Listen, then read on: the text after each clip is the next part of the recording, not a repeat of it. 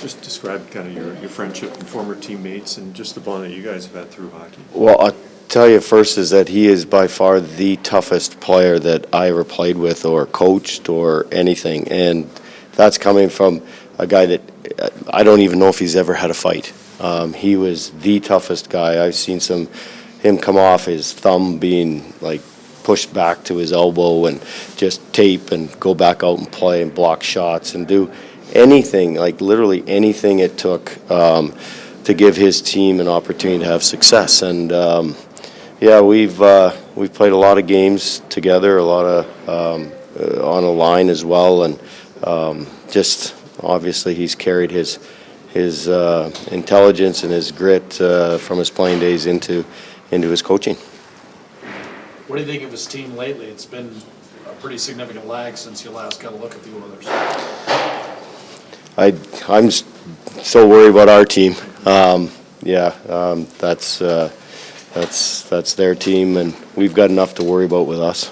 Despite having been in the game as long as you have, is it still a little bit maybe overwhelming? Isn't the right choice, but just a lot to sort of get going when you're the head coach? Yeah, it's funny. It's definitely calming down a little bit now, and it obviously everything was new and we had to define some roles within our coaching room too, and how we were going to structure some things and our responsibilities. And just being the third game now, it's definitely gone smoother here this morning, and hopefully will translate to the players that things go smoothly in order to prepare them to get on the ice to play the game. And that's our goal as a coaching staff, is do the best we can. Give them the best opportunity to go have success here tonight. How do you guide them through, sorry, go ahead. No, go ahead. How do you guide them through this, until Monday, the trade deadlines, rumors swirling? How do you, as a coach, focus your team on the task and not worry about what might happen? One game at a time, one day at a time. We can't control it. They can't control what happens. It's completely out of their control. What they can control is how they work tonight, how they play, how they prepare. After that, they can't control anything else that's going to happen from management end of it. So we honestly don't even talk about it. It's we're prepared for tonight's hockey game, and that's it. What from the Vancouver game would you like to see the team build off of, aside from the result? What did you like about that effort? Well, we liked a lot of things in the offensive zone, to be honest. We got pucks to the net. We didn't get as many pucks to the net as we would have liked as far as shooting the puck. We got in on our forecheck. We created some turnovers, but once we got the puck, we didn't shoot it. We tried to be a little bit too cute. Defensively, we've got to do a better job getting out of our zone. We thought we closed gaps. We thought we were in position. We just didn't get the job done.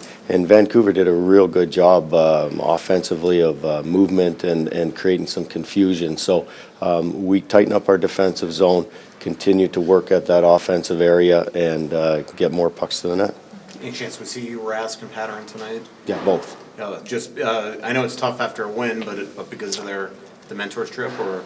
A little bit of that, a little bit of, they've, in Pattern's case, played very well. And obviously Pattern and Huntsy have been, going back and forth a little bit.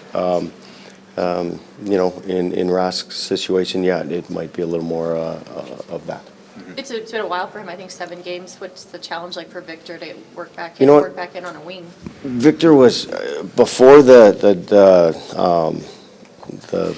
break, was playing extremely well.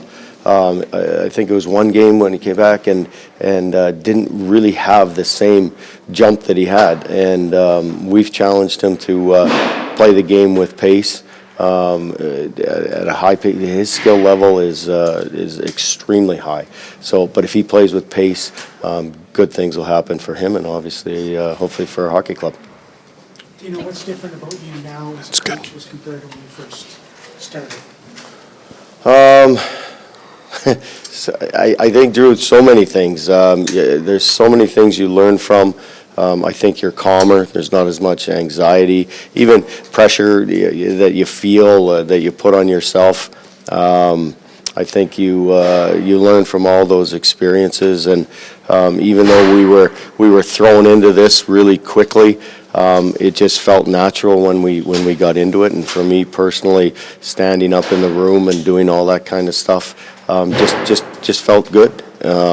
So I think if this happened, 10 years ago, it probably would have been a little more nerve-wracking, but I certainly rely on, as the assistant coaches, as you know, being a former assistant coach and being my former assistant coach, you have to rely and give people responsibility. And we have great people in, Bob Woods and Darby Henderson and Bob Mason, and Jonas Blum does a wonderful job with our videos. So it's good people, hopefully we can do the right things as a team.